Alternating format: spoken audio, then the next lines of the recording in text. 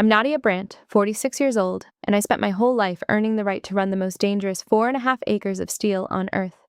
For years, I gave the Navy everything I had, and I buried the best pilot I ever knew because of one skipped step on one ordinary day.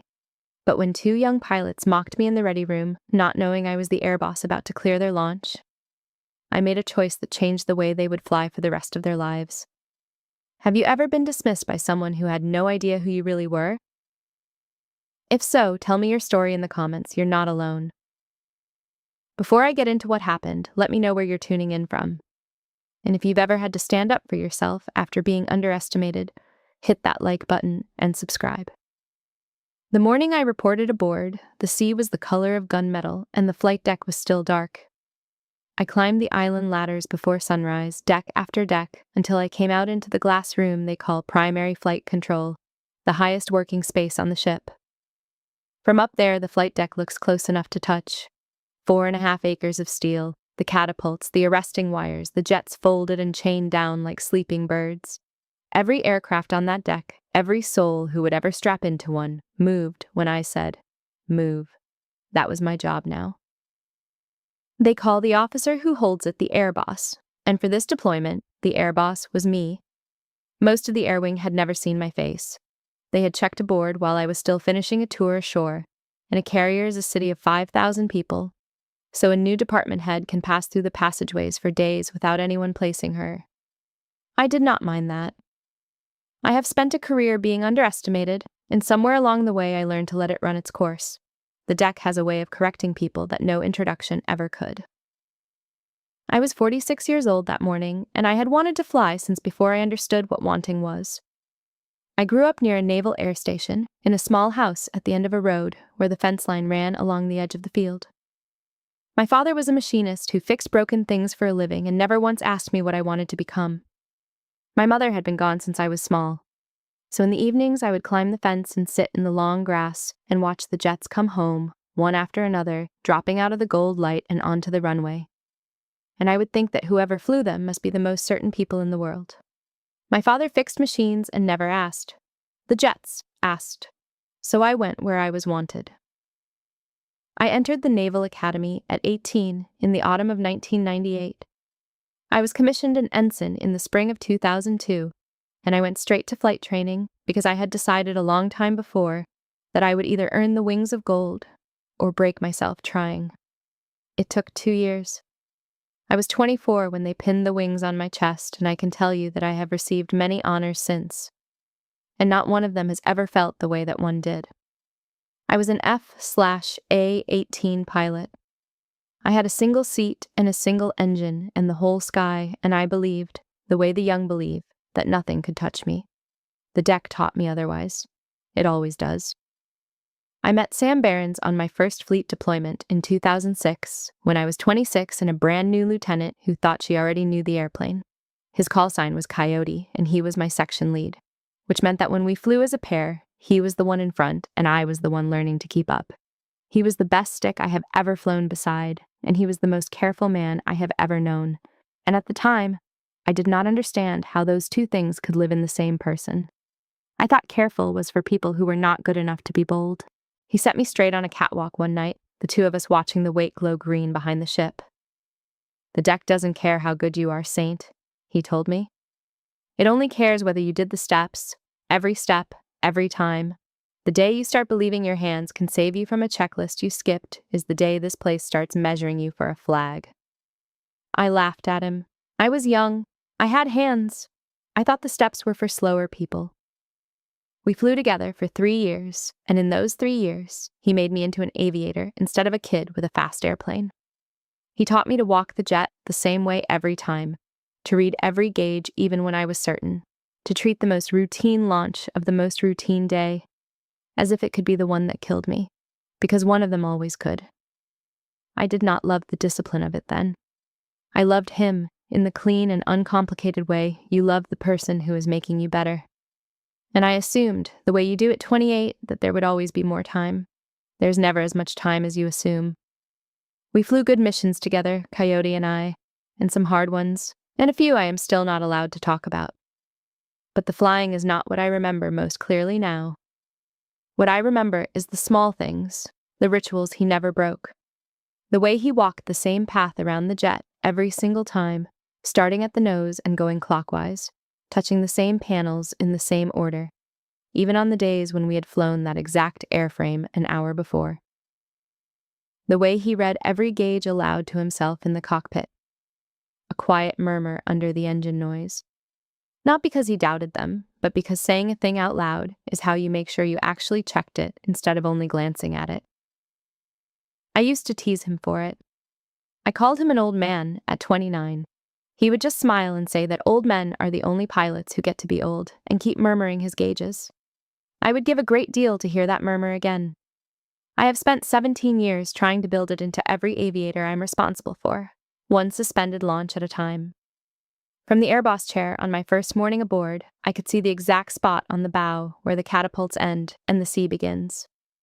I had stood on 1,000 decks like this one and watched 1,000 jets ride that line off the front of the ship and into the air. Most of them made it look easy. Easy is the most dangerous word on a flight deck, because easy is what you call a thing right up until the moment it is not. I sat down in the chair and I put on the headset and I looked down at the sleeping jets and I made myself a promise that I have made on every deck I have ever run. Not one of them, not on my watch, would go off that bow with a step left undone. I did not know yet about the 2 young men who would test that promise within the week. But the deck knew. The deck always knows first. By the end of my first week, I had learned the rhythm of the ship the way you learn a piece of music, by listening until the pattern is yours. I knew when the deck went hot and when it went cold, knew the smell of jet fuel and the particular shriek a turbine makes when it spools, knew the names of the chiefs who actually ran the place behind all of us officers. And I had begun, quietly, to take the measure of the air wing I was responsible for keeping alive. Talent is the most dangerous thing on a flight deck. I have come to believe that more firmly with every year. A man with no talent cuts a corner and the deck punishes him at once. And he learns, or he leaves. But a man with talent cuts a corner and lives again, and lives a third time, because his hands are quick enough to cover the gap his discipline left open. He builds a whole career out of getting away with it, and then comes the one day, the single ordinary day, when his hands are not quite quick enough, and the corner he cut is waiting for him, and it has been waiting the whole time. I watched 2 of those men work that week, Lieutenant Diego Salcedo and Lieutenant Aaron Whitcomb. They were the 2 best young pilots in the air wing, and they knew it, and everyone around them knew it, and the knowing had gone to their heads the way it does. They flew beautifully. They briefed lazily. I watched Salcedo do a walk around on his jet one afternoon that was less an inspection than a stroll, his hand trailing along the fuselage like a man patting a horse he trusted too much. "Plane's fine," he told his plane captain when the young sailor tried to point out something on the checklist. "It was fine yesterday. We're burning daylight." Whitcomb laughed and followed him to the ladder. He was a half step behind Salcedo in everything, in skill and in swagger both, the way the second man in a pair often is. I did not say anything. The airboss watches before she speaks. I filed it away, the easy hand on the fuselage, the daylight that was apparently more precious than the checklist, and I went back to my work. Whitcomb was the more interesting case of the 2, if I am honest, because he was not arrogant by nature. I watched him for several days before I understood him. Salcedo had been born certain, the way some men are, with a confidence that arrived before any of the accomplishments that might have justified it. Whitcomb was different. He had been good but not special once, you could see it in him, and then he had attached himself to Salcedo and borrowed a confidence that was not really his, the way the second man in a pair so often does. He laughed a half-second after Salcedo laughed. He cut a corner only after Salcedo had cut it first and survived. That is a particular kind of danger, the follower's danger, because a follower will go anywhere the leader goes and will not stop to ask whether the ground is solid. I had seen good young pilots ruined that way, not by their own recklessness, but by their loyalty to someone else's. I made a note of it. Whitcomb could be saved, I thought, if the right thing happened to him at the right moment. Salcedo would be harder. Salcedo would need the deck itself to reach him, because nothing smaller ever would. That evening I met Commander Hana Youssef in the wardroom. She was a department head like me, and she was one of the very few people aboard who knew exactly who I was and what I had done to get here, because we had served together years before. She sat down across from me with her coffee and looked at me the way old friends look at each other when they already know what the other is thinking. "You've been watching the Nuggets," she said. It was not a question. Salcedo and Whitcomb. The best two we've got, and they know it, which is the problem. She turned her cup in her hands.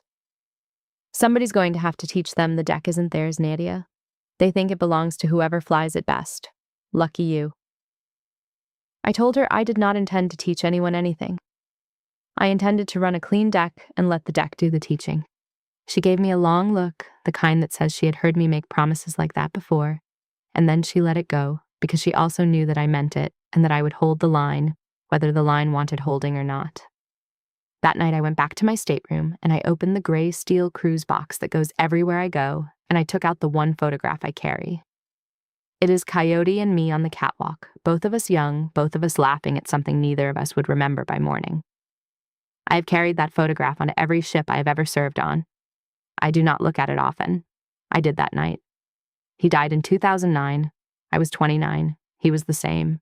It was not combat, and it was not weather, and it was not bad luck, not really, though the official language found gentler words for it. It was a launch on an ordinary afternoon, at the end of a long cycle, when everyone was tired and a step got skipped.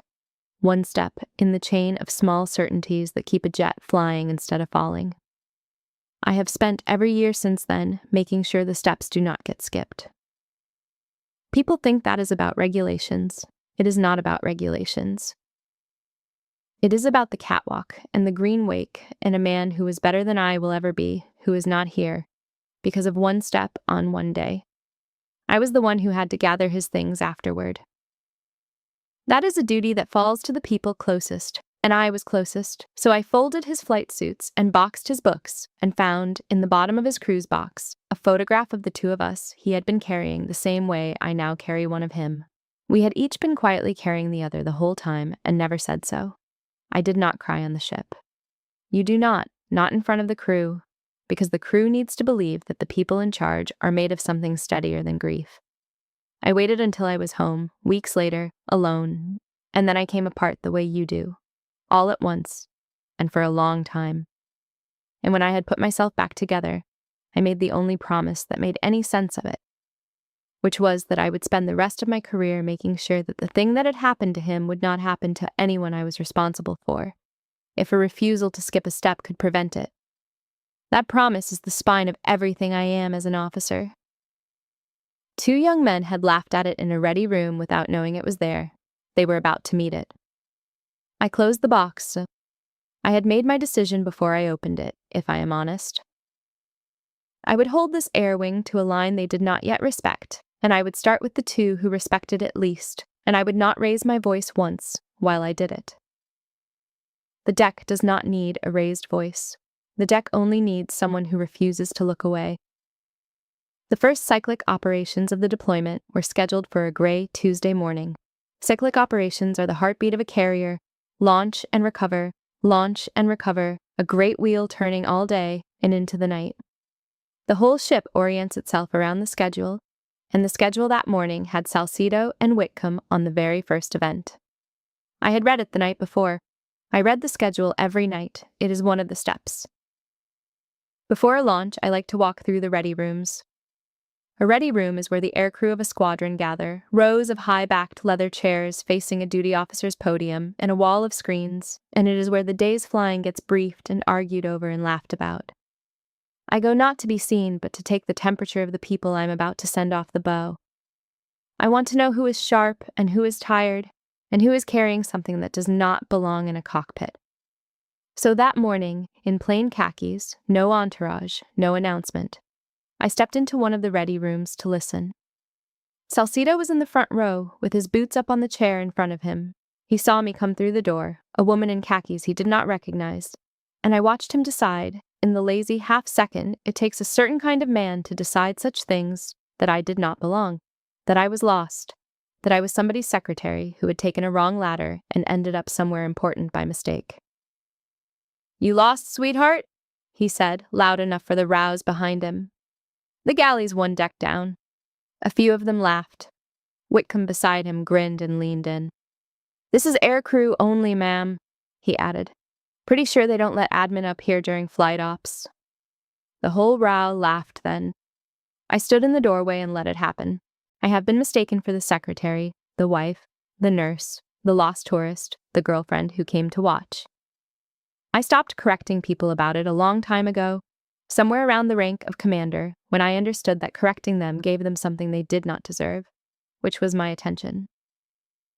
So I did not correct Salcedo. I looked at him, and then I looked at Whitcomb, and what I was actually doing, behind my unbothered face, was reading. I read the squadron patches on their flight suits. I read their names off the leather tags. I glanced at the schedule board on the bulkhead and matched them to their event and their side numbers. Side number 207, Salcedo. Side number 211, Whitcomb. First launch. I noticed something else in that room in the few seconds I stood in the doorway, and it has stayed with me. Not everyone laughed. Down the rows there were younger faces, ensigns and junior lieutenants who did not laugh, who looked at the deck of the room or at their kneeboards, uncomfortable, because they could feel that something was wrong even if they could not name it. There is always a moment like that in a room where the strong are mocking someone they have decided is weak. There are always a few people who know, in their stomachs, that the cruelty is not earned, and who do not yet have the rank or the nerve to stand against the laughter of the men they admire. I remembered being one of those quiet ones once, a long time ago. I did not hold their silence against them. I have learned that the deck teaches those quiet ones the most, because they are the ones still listening. Then I turned around and walked out, and I did not say one word. "See?" I heard Salcedo say behind me as the door began to swing shut. Knew she'd find the stairs eventually. In the passageway, with the laughter sealing off behind the heavy door, I stood for a moment at the foot of the ladder that climbs to primary flight control. I was not angry. That is the part people never believe. But it is true. I was not angry because anger would have meant they had reached something in me, and they had not. What I felt was closer to patience, the deep and certain patience of someone who already knows how the next 2 hours are going to go and only has to wait for the world to catch up. They were both on the first launch. I had read the schedule. In about 110 minutes, the two of them would taxi their jets to my catapult, and they would key their radios, and they would hear my voice, and they would understand exactly who the lost woman in the ready room had been. I did not need to say anything in that room. I would say everything I needed to say from the tower, in the only language a flight deck respects, which is the language of who clears whom to fly. I climbed the ladder, unhurried, the way you climb when the day is already yours. I reached primary flight control with their laughter still in my ears, though it had stopped meaning anything by the time I came out into the glass. Hana Youssef found me there a few minutes later, on her way to her own spaces, and she took one look at my face and knew that something had happened, the way she always knew. "What?" she said. I told her. Flat, no drama, the way you report a thing rather than complain about it. The boots on the chair, the sweetheart, the galley one deck down, the whole row laughing, the 2 side numbers on the first launch. Hana's jaw tightened while I talked, and by the time I finished, she had gone very still, in the way of a person deciding whether to go fix something with her own hands. "You want me to have a word?" she said. "I'll have a word. I'll have several." I told her no. A word from her would have taught those 2 pilots exactly the wrong lesson. It would have taught them that the lost woman in the ready room needed a friend to defend her, that she could be hurt, that the way to her was through her pride. None of that was true, and I was not going to let them believe it. The deck would teach them better than Hina or I ever could, and it would teach them in front of the entire air wing, and the lesson would stick precisely because no one would have to say a word. "The deck will handle it," I told her. "Let it." She looked at me a moment longer, and then something in her shoulders eased, and she almost smiled. "You know," she said, "they have absolutely no idea what's about to happen to them." "No," I agreed. "They don't." She left, and I was alone with the glass and the slowly waking deck, and the memory came up the way it does when I am about to send young pilots off the bow. 2009, the end of a long cycle. Everyone tired.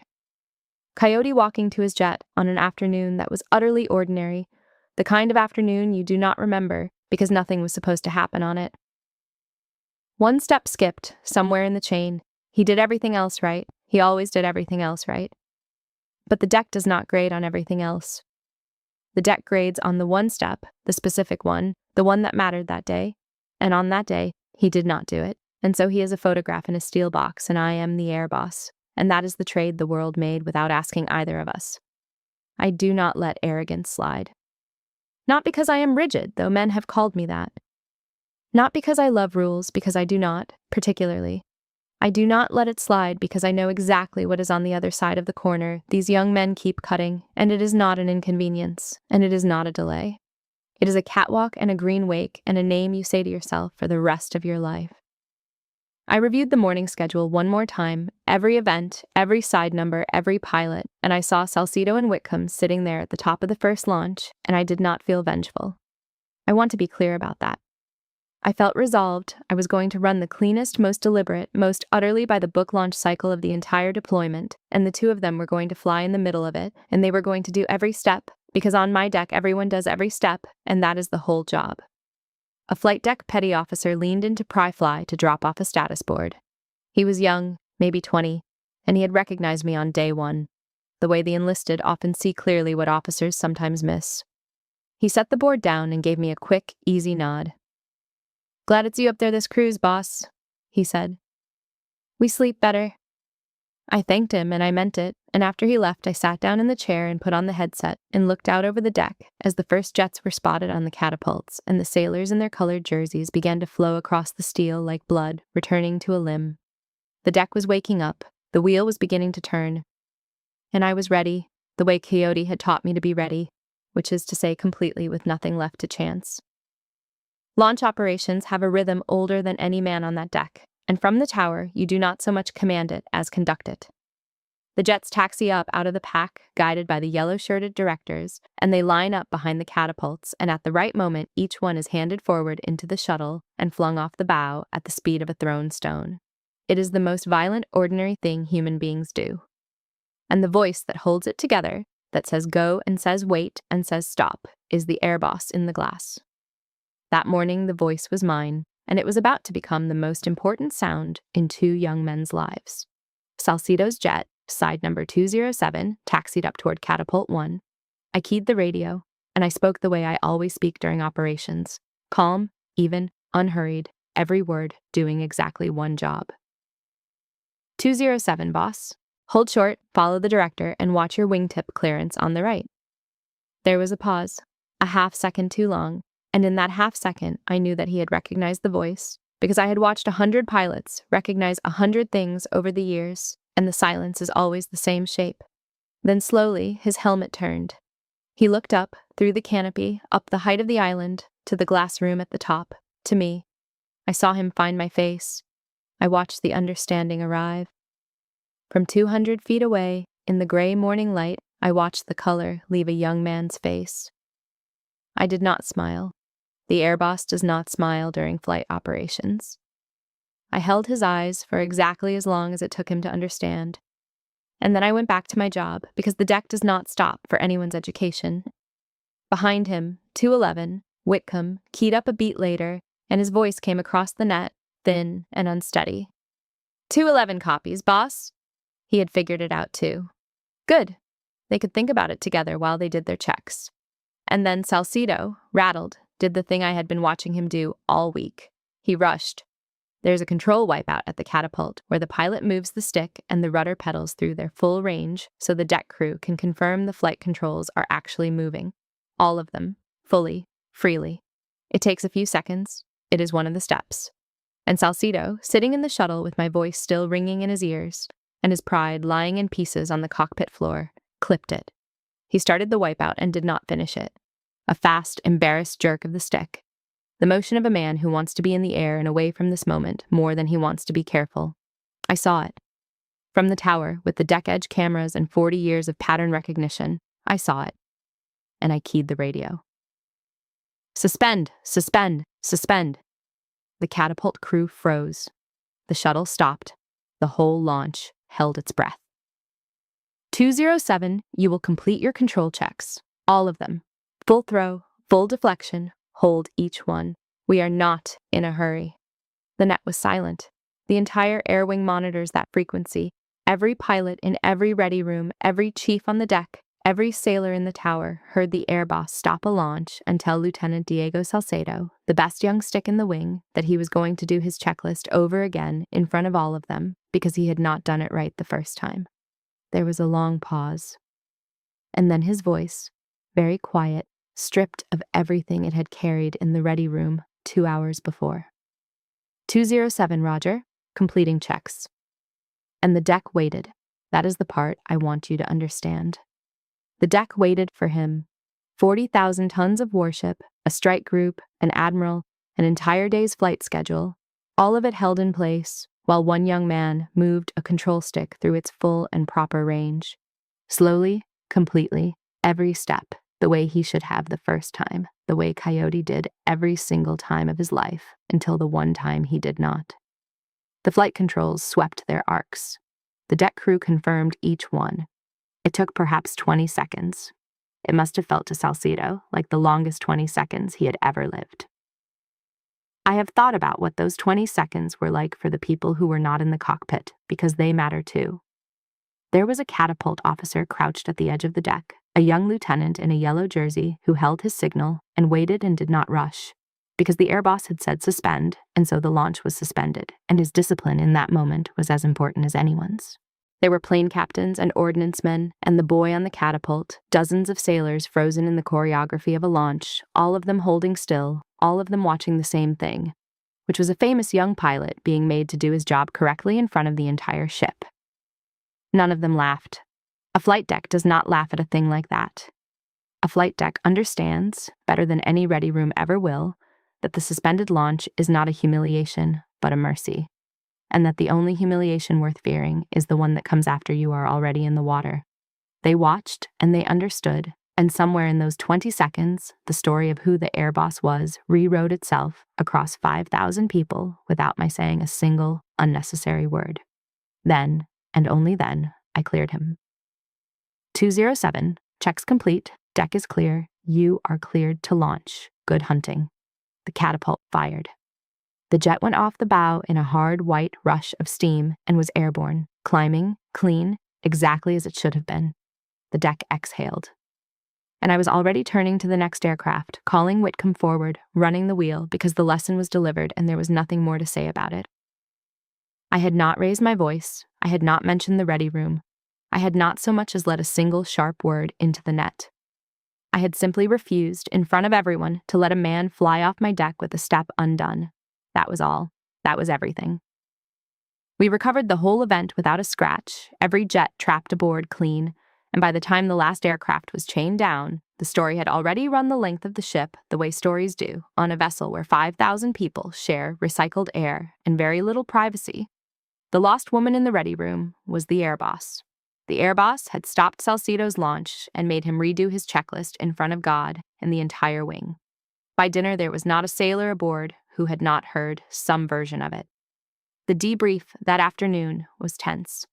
I was not there because the air boss does not sit in squadron debriefs, but I heard about it later, the way you hear about everything.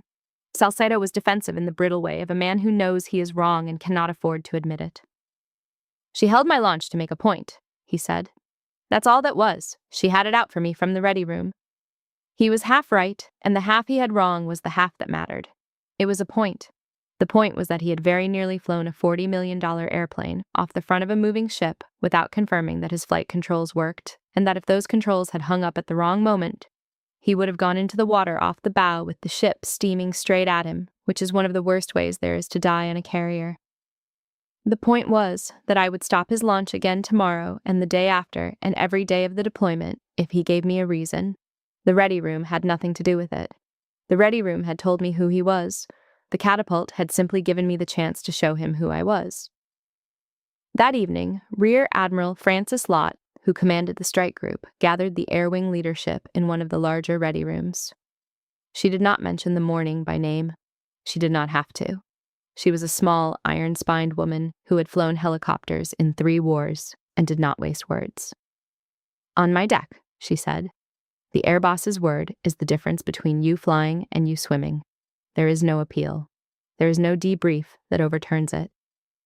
When that voice tells you to suspend, you suspend and you thank her afterward because she is the last person between you and a very bad day. I suggest every one of you learn her voice. She let that sit. That's all. It was, in its way, the most public possible endorsement, and it cost her nothing, because it was simply true. Authority on a flight deck is not granted by an admiral's speech, but it helps sometimes when the admiral says out loud the thing the deck already knows. I had served with Frances Lott years before, when she was a commander and I was a lieutenant commander, and I knew that she did not hand out endorsements casually, and that she had no patience at all for officers who needed their authority propped up by someone above them. So when she told the wing to learn my voice, she was not doing me a favor. She was stating an operational fact and trusting the wing to be smart enough to hear it as one. That is the difference between authority that is given and authority that is recognized. She could not give me the deck. No admiral can, but she could stand in front of the air wing and confirm, with the full weight of her 3 decades and her 3 wars, that the deck was already mine, and that any pilot who had not figured that out yet was a danger to himself. I caught her eye once across the ready room as she finished. She did not smile because she was not a woman who smiled in front of subordinates any more than I was. But she gave me the smallest nod, the kind that passes between 2 people who have both spent their whole lives being the only woman in rooms full of men who assumed they were lost. And I understood everything she meant by it. Whitcomb, I am told, was very quiet through all of it. While Salcedo nursed his grievance, Whitcomb sat in the back of the debrief, replaying the morning, and somewhere in the replaying, he arrived at the thing Salcedo could not let himself reach. I heard later what he said to Salcedo in the passageway afterward, low, almost to himself. "We told the air boss to go find the galley, Diego. The air boss. And then she stopped you from killing yourself off the bow, and you're mad at her about it." Salcedo did not have an answer for that. He walked off. But the words had been said, and you cannot unsay a true thing once it is in the air. I crossed paths with Salcedo once that week, in a passageway, the 2 of us alone for a moment between watches. He stopped. I could see him trying to decide whether to apologize or to argue, and I could see that he did not have the tools for either, not yet. So I made it simple for him, because I am not in the business of breaking young officers. I am in the business of keeping them alive long enough to become good ones. "I don't need an apology, Lieutenant," I told him. "I don't want one. I need your checklist. Every step, every time, whether I'm watching or not. You bring me that, and you and I will never have a problem on this ship. That's the entire deal." He looked at me for a moment, and I think some part of him wanted to take it, and a larger part was not ready. He said, "Yes, boss," in a voice that meant nothing yet, and he went on his way. I let him go. You cannot rush the deck's work. You can only refuse to look away while it gets done. Whitcomb came to the tower 2 days later. I want to tell you about that because it is the part of this story I'm proudest of, and I had almost nothing to do with it. He came up during a lull between events when the deck was cold and the jets were quiet, and he stood in the doorway of primary flight control with his ball cap in his hands like a man at a church door. I let him stand there a moment. Then I waved him in. "Boss," he said, "I was out of line in the ready room. There's no excuse, and I'm not going to give you one. I'm not up here to get let off the hook. I'm up here because I want to be a better aviator than the one who said that to you, and I think you can teach me how, and I'd be a fool not to ask." An apology that asks for nothing is the only kind worth anything. Every other kind is a transaction, a sorry offered in exchange for relief. His was not that. He was not asking me to make him feel better. He was asking me to make him better, which is a different thing entirely and a rarer one. So I let him in. I did not go soft on him. Softness would have cheated him. I set a standard, the same standard I set for everyone, and I told him that if he wanted back into my good graces, he would earn it the way every aviator earns it, by flying the steps, all of them, every time until carefulness was not something he did, but something he was. And then I did something I do not often do. I let him sit in the tower during a recovery, in the corner, out of the way, and watch the deck from above. It changes a pilot, that view. From the cockpit, you are the most important thing in the world, the point of the whole exercise. From the tower, you see the truth, which is that you are one moving part among hundreds, that the sailor chaining down your jet and the boy on the catapult and the woman in the glass are all holding your life in their hands at every instant, and that the only thing keeping the whole impossible machine from flying apart is that everyone does their steps. I watched him watch it. I watched him understand. He was quiet for a long time up there, leaning into the corner, following the jets with his eyes as they came around the pattern and dropped toward the wires. At one point, a recovery got tight, a pilot a little fast, a little high, and I keyed the radio and made a small correction. 2 calm words, and the jet settled and caught the wire it should have. And I saw Whitcomb flinch and then breathe when it worked out. I think that was the moment it truly landed for him. From the cockpit, that pilot had felt entirely in control of his own fate. From the tower, Whitcomb could see the truth, which was that a dozen people had just quietly kept that pilot alive, without his ever knowing how close the margin had been.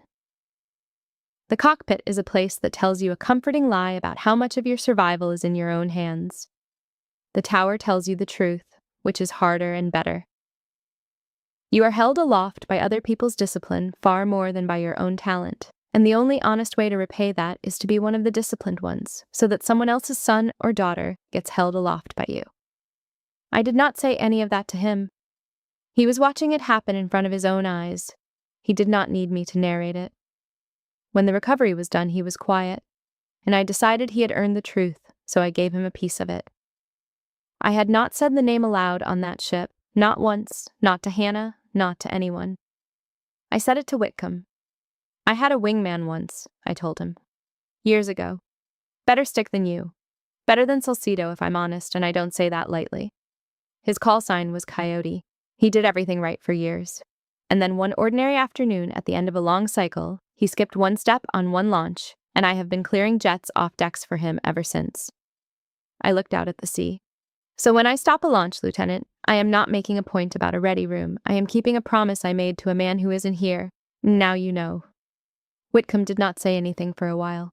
Then he said, "Thank you, boss," very quietly, and I understood that he meant it for more than the lesson, and I let him go. He tried, after that, to bring Salcedo around. I knew because Hannah told me, and because I could see it, the two of them in the wardroom with their heads together, Whitcomb talking low and steady, and Salcedo shaking his head. But Salcedo was not ready, and a man cannot be carried to that place by a friend.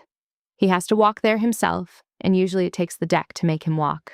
The gap between the two pilots widened that week, Whitcomb moving toward the line, and Salcedo digging in behind his pride. And I watched it the way I watch everything from the tower, without interfering, waiting for the day the deck would settle the matter. I did not know what form that day would take. I only knew it was coming, because it always comes. 3 weeks into the deployment, the weather turned. It came on at the end of a long flying day.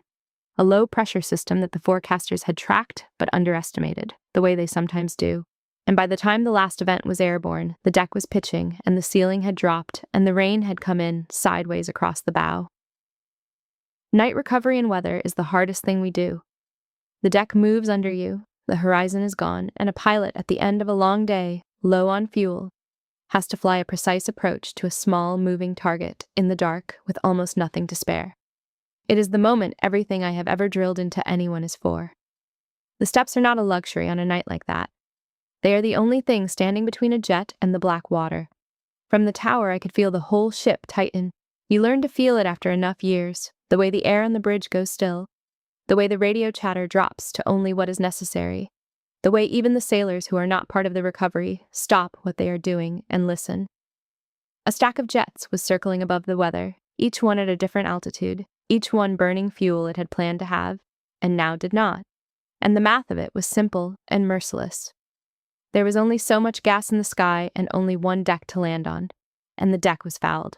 I worked the problem the way you work any problem on a flight deck, which is one step at a time in order, without letting the size of it crowd out the next small action.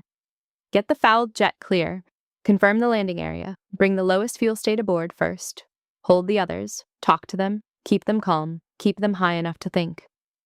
I have a reputation for being unflappable on the net during emergencies, and I will tell you the secret of it, which is not courage. It is that I have already imagined the worst version of this night 10,000 times in my life. Every step of it, so that when it finally arrives there is nothing in it I have not already met in the dark of my own preparation. That is what the steps are. They are the worst night, rehearsed so many times that your hands know it before it comes. And then it got worse, the way it does. A jet ahead of the pack had a rough trap, nothing catastrophic, but it fouled the landing area, and while the deck crew worked to clear it, the jets behind kept circling, kept burning fuel. They did not have to spare. and the one at the very back of the stack, lowest on gas, was side number 207, Salcedo. The man who had told me to find the galley was now circling in the dark over a fouled deck with his fuel gauges falling toward numbers that end careers and lives, and the only voice that could bring him home was mine. I have thought about that night many times. There is no justice in it, not really. No neat lesson where the arrogant man is punished. There is only the deck and the weather and a young pilot running out of sky and the simple fact that it was my job to get him down and that I would have done exactly the same for him if he had never said a word to me in his life. I keyed the radio. I made my voice the calmest thing in the world because a frightened pilot will reach for a calm voice the way a drowning man reaches for a rope. 207, this is Boss. I have you. Listen to me and only me. We're going to do this in steps, every step, one at a time, just like the daytime, and I am going to be talking the whole way. You with me? A pause, then thin and stretched, but holding. With you, boss. We cleared the deck. The crew got the fouled jet out of the landing area, and I held everyone else off and brought Salcedo around, and I talked him down through the weather one step at a time. Configure the jet, confirm the gear, fly the ball, watch your line up, do not chase it, work it. Every step in order, no shortcuts, the whole discipline of the thing laid out in a calm voice in the dark. He flew it exactly as I called it. He did not rush a single thing. The man who had clipped a control check 3 weeks before because he was embarrassed flew the most disciplined approach of his life because he was terrified, and because somewhere in those 3 weeks, he had finally learned that the steps were the rope, and the voice calling them was the hand on the other end. His hook caught the wire. The jet slammed down onto the heaving deck and stopped, and the whole ship seemed to sag with relief. And I let out a breath I felt like I had been holding for 17 years. The thing that killed Coyote is the thing that saved Salcedo. The same discipline, the same refusal to skip a step. The exact thing those two had laughed at in a ready room. It saved his life in the dark over the black water, and I do not think he will ever forget which voice it was that carried him. There is a cruel symmetry in it that I have never been able to shake. Coyote did everything right for years and skipped one step on one ordinary day and died for it. Salcedo skipped steps for years and got away with all of them, and then on the one night that truly counted, the night the deck finally came for him, he did every step exactly right and lived. The same discipline, two opposite fates, separated by nothing but timing and luck and the question of who happened to be in the tower. I do not pretend to understand the arithmetic of it. I gave up a long time ago on the idea that the deck is fair, because it is not. Any more than the sea is fair or the weather is fair. The deck is not fair. The deck is only honest. It tells you the exact truth about whether you did the steps, and it tells you at the worst possible moment, and the only protection any of us has ever had against its honesty is to do the steps every time, on the ordinary days as much as the terrible ones. So that when our terrible night comes, and it comes for everyone eventually, our hands already know the way home. That is what I was really trying to give those two young men in the ready room before they ever opened their mouths. I was trying to give them their terrible night, survived. Salcedo took it. I will be grateful for that for the rest of my life. When he climbed out of the jet on the rolling deck, soaked, shaking, helmet in his hands, he did not go below. He stood on the wet steel and looked up at the tower through the rain, up at the glass, up at me. And this time there was no fear in it and no defiance. There was only a young man who finally understood what the lost woman in the ready room had been trying to give him all along, and who did not yet have the words for it. I did not key the radio. Some things do not go on the net.